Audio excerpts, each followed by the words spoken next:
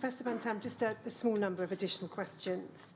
Yes, you said that you didn't feel constrained when it came to challenging and testing matters of decision-making.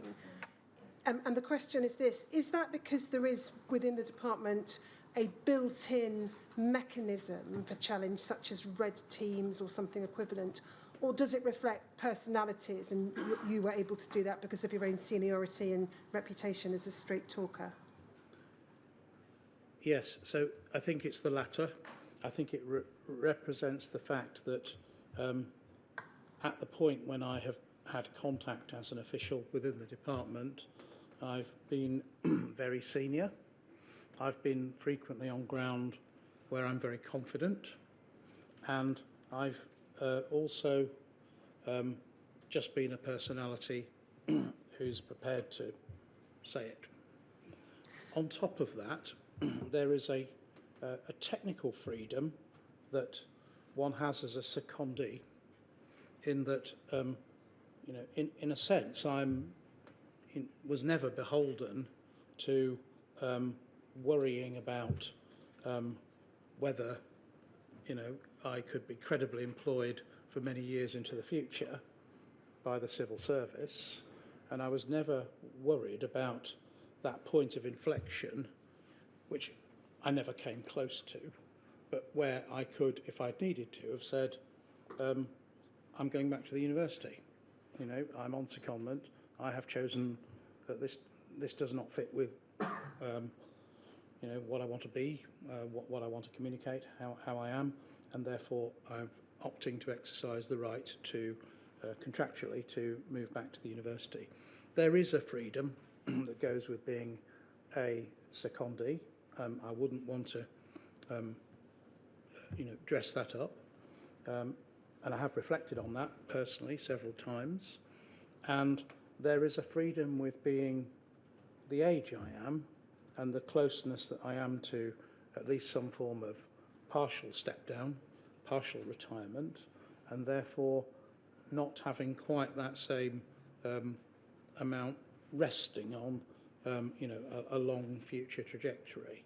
Whether that is material in how other people frame it is not for me to say, but in terms of how I framed it, I have to admit that is part of why I can be like I am. When you were talking about the expert committees, you talked about the government as the customer. Yes. To what extent should those expert committees or the chief medical officer and his or her deputies be regarding the public as their customer? Oh, absolutely. Yes. One of the things that I have picked up from my years in the pharmaceutical and the vaccine industry is customer focus, and the fact that there is a customer out there. And if you're in healthcare, then your patients are your customers. Yes, absolutely. And then again, on the topic of the expert committees, I just wanted to seek clarification in relation to how dissent could or should be recorded. In relation to committees such as SAGE, NERVTAG and their equivalent, is it the position that that dissenting voices and differences of view are recorded in the minutes or in the information that's provided to ministers and senior civil servants, or do those documents only ever reflect a consensus?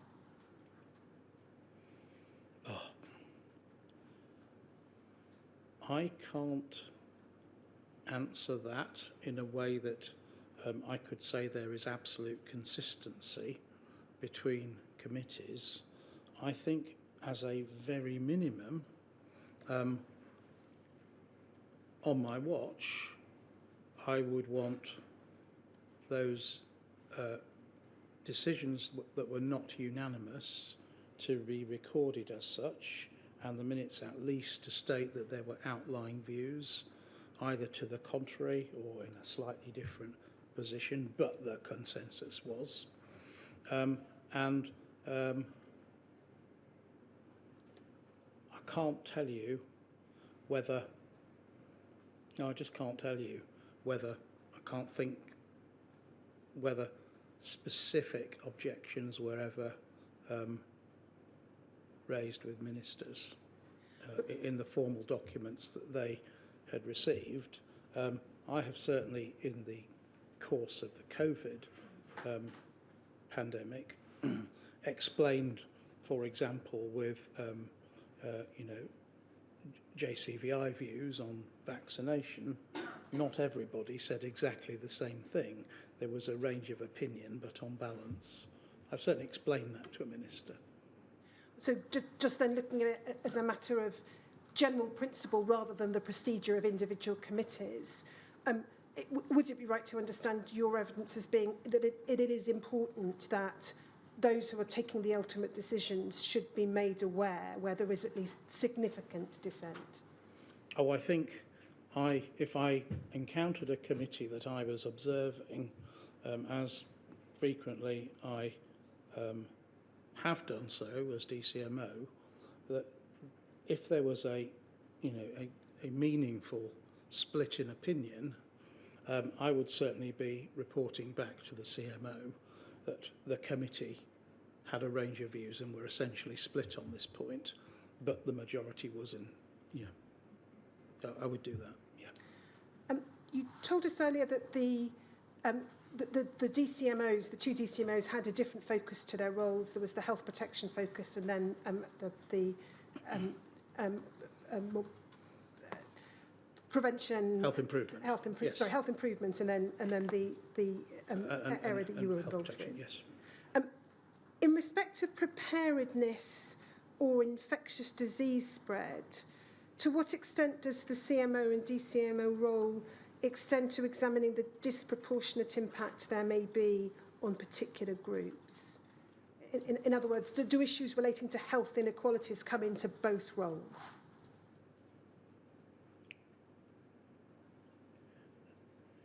So a lot of the preparedness for pandemics has not been framed through the lens of health inequalities as much as framed through the lens of responses we would make, but it is implicit within that those responses would need to be responses that were that reached the right people, irrespective of where they live in society, as it were.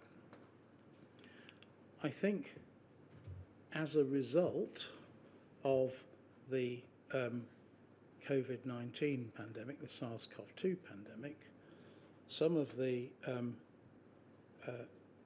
issues of health inequalities have been quite harshly and quite cruelly exposed by the pandemic, and I think it is perfectly plausible that there will be a bit more framed thinking around health inequalities as plans evolve in the future. I'm thinking about, for example, very clear issues that emerged in the pandemic of differential vaccine uptake by level of deprivation in communities and by ethnicity. So those kind of disparities undoubtedly have been given much more focus than previously.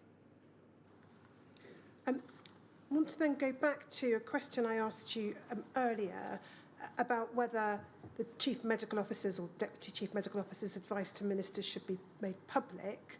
Said that you didn't have an answer to that. I want to put it in a different way, if I may. Bearing in mind that both the chief medical officers or his or her deputies and then those receiving the advice, ministers, senior civil servants, will be bound by the Nolan principles, the principles of public life, including openness and objectivity. Can you think of any good reason why the CMO's advice should not be published and available to the public, assuming no national security aspects? No, I can see no reason why not. Thank you. So those are the additional questions I'm proposing to ask. Do you have any questions for Professor Van-Tam? Just one, really. Of those public inquiries there have been into the National Health Service over the years, several years, virtually all of them, as I've observed before in this inquiry, have come to a conclusion that the culture needed to change. Now, I'm not going to ask you how best to change the culture. In a sense, you've already addressed that by saying that quality starts at the top and works down to the bottom. But a particular aspect of what is quality, and that is candour and openness. You're famous for showing those characteristics yourself, but you're also very much involved in leadership. How do you best incentivize candour and openness in the organisations which you lead, and for that matter, in the NHS? Yes. So this is a, thank you for the question, sir. This is a really difficult question, and one which I, struggle with every day in terms of leadership. But I think, for me, it boils down to a set of personal values, and it boils down to me as a leader in whatever position I am in an organisation, insisting of the people who report to me and who are also in leadership positions, insisting on certain standards and insisting upon responsibility and accountability, and insisting in their reports on the same, and building from the very top to the bottom an insistence on quality. Yeah.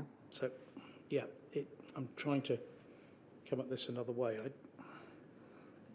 I don't think this is something that can be created by a mission statement or a set of wonderful principles that are framed in every office in the building.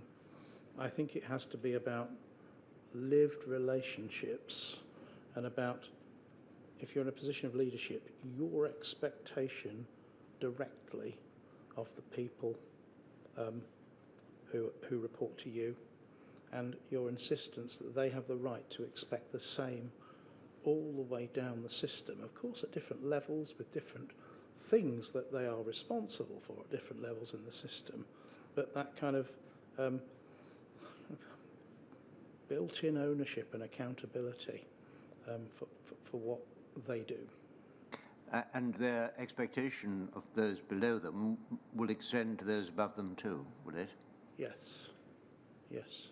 One of the cleverest things I ever saw is a leadership system based upon kind of objectives and outcomes, which we're all kind of used to, objective setting for the year and outcomes, but one where the incentives for an individual were tied partly into the success of their managers, so that each piece was knitted into the other, and so that your success was measured on whether you achieved the success for the next person up, if that's the right word, in the system. But it knitted the whole thing together and gave a sense of unity and purpose and direction from the top to the bottom. Yes. How would that model work in the NHS? How would that? The model that you've just described. Oh.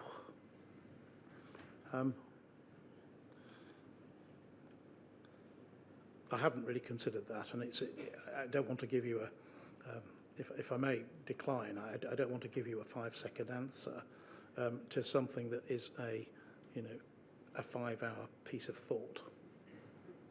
When you've had that 5-hour piece of thought, I hope you'll feel free to write to the inquiry and give us what you have concluded, whatever it may be, even if it is that you can't reach any conclusion.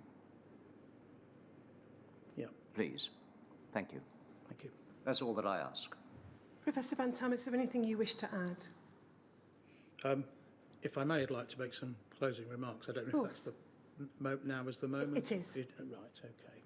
So, first of all, I'd like to thank you, Sir Brian, for asking me to come and appear today, and thank you, Council, for your questions. But really, I want to address those of you who've been listening. I realise that I've been called into the inquiry to give my opinion, my expert advice on the system as I have encountered it in the last few years. And I do realise that the subject of the inquiry is something that you that goes back a long way, and that you have all been living with in different ways, shapes and forms for many, many more years than that. My thoughts are that I can only really begin to scratch the surface of the deep anguish, suffering and loss that you have experienced as a result of this incident. And I'm absolutely sure that, as I'm sure you are, that the inquiry can't give you back anything that you've lost. And I'm sorry about that. But what I hope is that the inquiry in all its forms has given you very much a sense of having been heard, given you a sense of being able to ask through your teams the questions you have, and to an extent possible, and I realise that won't be complete, at least when it is over and the inquiry is completed, some degree of closure on this. We all, know that we can't go back and live our lives a different way to how we already have done. But we all can make a different ending for ourselves. And I hope that in just some small way, the inquiry will help bring about for you a better ending than would otherwise have been possible without the inquiry. And I think I'll stop there and say thank you for your attention. Thank you, Sir Brian. Thank you very much, Professor. You said you say it, and you certainly have done, but it's not just a question of being direct, candid and straight, giving us your straight talking. It's the considered nature of what you've had to say, which has been most valuable, and your personal experiences have been fascinating to listen to. Thank you very much. Thank you. Now, what happens next is that Council is about to say to those here what is in store in the future, and then I will say some words. You're very welcome to stay, you're very welcome to go, whichever you choose to do, and I understand very much that you may wish to go. If so, please do so. Otherwise, Ms. Richards. Yes. Would it be all right if I Yes, it would indeed. sit towards the back and Yes, of listen for a course. few more minutes? Of course. Thank you. So, sir, Just oh, give. I will do. I'll wait.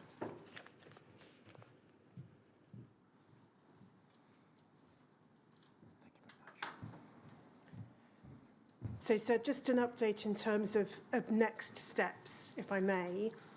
The deadline for the written closing statements on behalf of core participants is coming up 16th of December. The timetable in relation to the making of oral closing statements has been drawn up. It will be published on the inquiry's website shortly after we conclude today.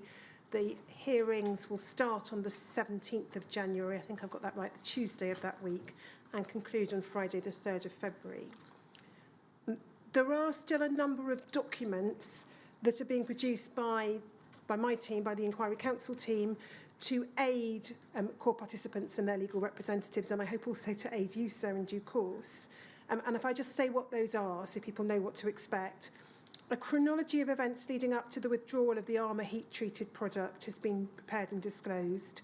Likewise, a chronology covering the introduction of HIV screening of blood donations has been prepared and disclosed. Chronologies in relation to consideration of surrogate testing for non-A, non-B hepatitis and the introduction of HCV screening have been prepared and should be disclosed in the next few days. We are preparing short written presentation notes on the remaining haemophilia centres where we haven't already explored them either through presentations or oral evidence, and likewise in relation to the remaining regional transfusion centres whose policies and operations haven't already been explored through oral evidence or presentations. There is also going to be a written presentation on Factor 9 and its use. We are pulling together an overview of licensing decisions in relation to commercial factor concentrates in the 1970s and 1980s. And then there'll be written presentations on inquests and on the lack of an inquiry prior to this one. We are also seeking to pull together in one place or in one document information regarding the international scene, in other words, what was done in other countries. So those are all materials that will be disclosed over the coming weeks. They'll be disclosed on a rolling basis as soon as they're complete. Most will be available to core participants before the deadline for written submissions in December, but some may only become available quite shortly before that, but they'll be available then for those who are making oral closing statements in January. We are continuing to receive some written witness statements still and documents over the next few weeks, so we do expect there to be, again, ongoing disclosure on a rolling basis of some additional materials.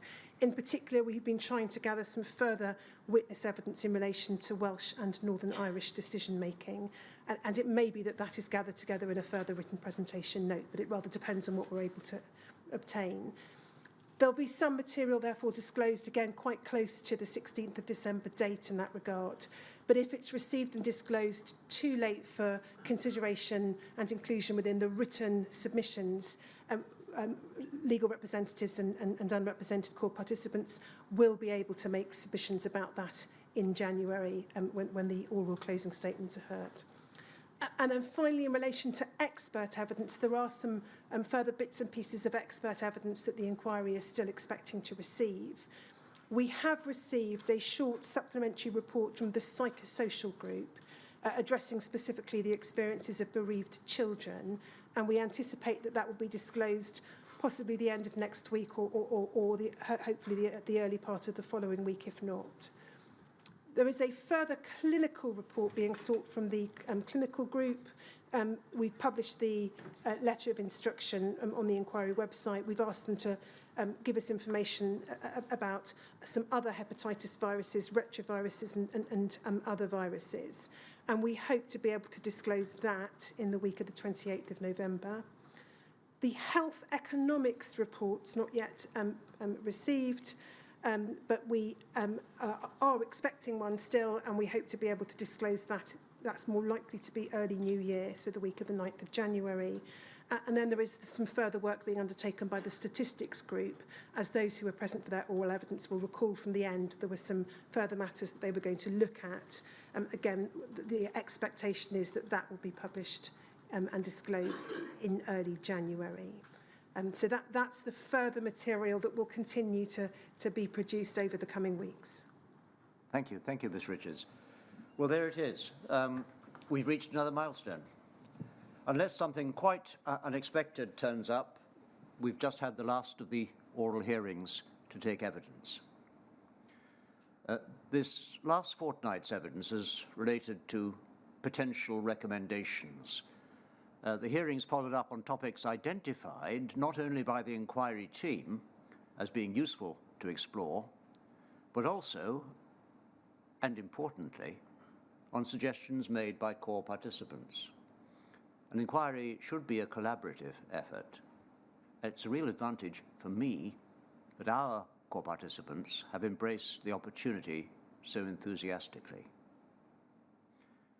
I should emphasize, however, that the fact that a particular issue has been covered in these evidence sessions doesn't mean that I will make a recommendation in relation to that issue.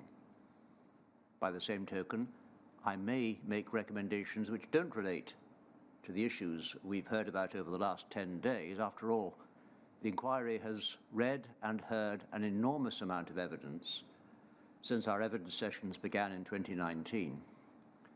And it was particularly on those limited areas where more evidence still might be useful to inform possible recommendations that these last 2 weeks have focused. So, what's next? You've heard what Mr. Richards had to say. The things I would highlight, particularly, are these: that we have an important deadline in December the 16th. That is the date by which I have asked the small number of unrepresented core participants and the recognized legal representatives of large numbers of core participants to make their written submissions about the factual findings and the recommendations they propose that I should make. Now, those submissions will, of course, as you've heard, be published on the inquiry website. You'll be able to see them in good time before oral submissions begin. And they begin, again, as you've heard, in January, starting on Tuesday the 17th, when we next meet here, when we begin 3 weeks of hearings. And those timetabled will have the opportunity to present closing statements to me, and the timetable, as you've heard, will be published shortly. As we move towards the end of the inquiry, we're also having to introduce another date by which things must be done. I ask anyone who's new to the inquiry or who has recently decided that they'd like to contribute from their own experience to take particular note of this. We're asking anyone infected or affected who would like to make a witness statement but has not yet done so, or who would like to speak to an intermediary, to contact the inquiry or their chosen legal representative before the end of this year. Otherwise, we shan't be able to complete all of the work needed to publish those statements by the time the inquiry is likely to publish its final report. Well, so much for matters of timetabling. Let me end our last hearing for this year with a more personal message. The support so many of you have given to the inquiry in so many ways, so publicly by being here physically, but also by being here in spirit by watching, if you couldn't be here or couldn't bear to be here, or by simply keeping in touch. All those have been impressive. And this is despite the fact that the inquiry takes time. And time brings its own challenges and its losses. Each individual one matters deeply. It's a tribute to the sense of community, resilience, and patience that you have continued individually and collectively to support one another and to give this inquiry the support it needs to complete its task. Thank you. The inquiry's Red Cross line will remain open as usual over Christmas and New Year. It's there for you all, so please don't hesitate to use it. It can be a difficult time of year for many. And finally, I wish you all here and those who are watching online a peaceful and restorative break. Thank you again.